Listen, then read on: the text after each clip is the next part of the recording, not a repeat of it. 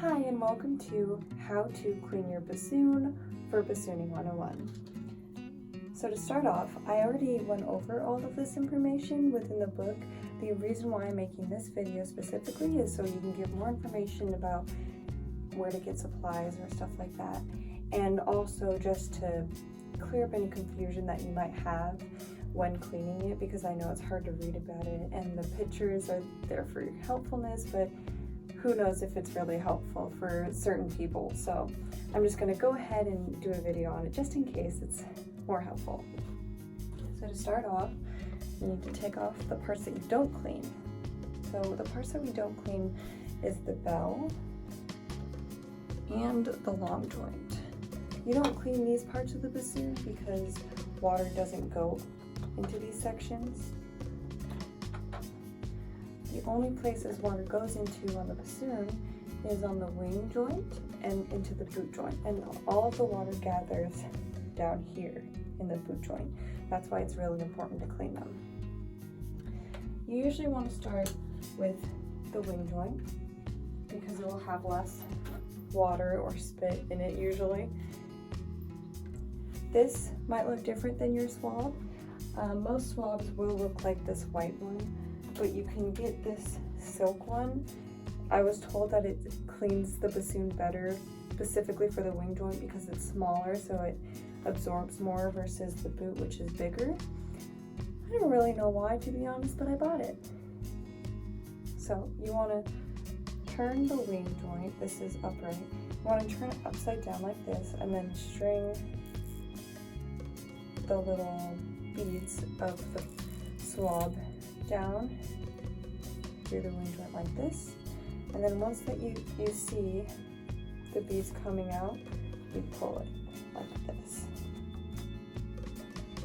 So mine didn't get stuck, but if yours does, what you want to do, let me do an example of it.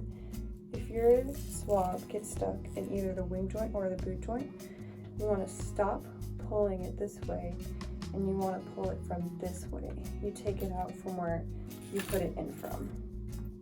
But now that the wing joint is clean, you move on to the boot joint. So with the boot joint, you always want to start with the bigger hole, because the bigger hole doesn't have this copper in it. The copper is what helps the bassoon itself from not molding. So you want to go ahead and feed the beads through the bigger hole of the boot joint like this. And usually with mine, I have to shove some of the cloth part in as well. And then once you shove it in enough, you do this. So it goes through this little channel right here and flip it upside down. And then you should see the beads come out. If not, just try to put more of the cloth in, and then you pull it out like this. And I usually like to rub the inside of the copper a little bit with the cloth as well, just to gather any spit that might be gathering like on the little corners of it. And then that's it for the main bassoon.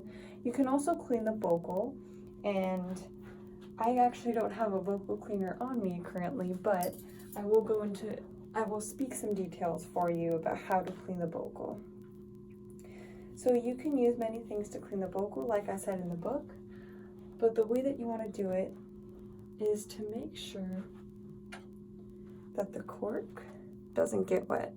So sometimes you can put some plumber's tape on it, but I just like to hold it like this so it doesn't get wet.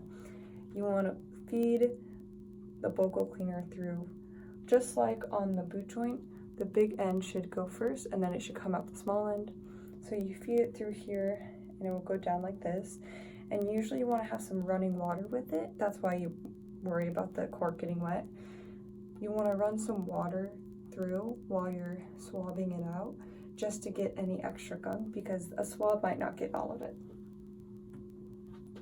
And that is it for how to clean your bassoon.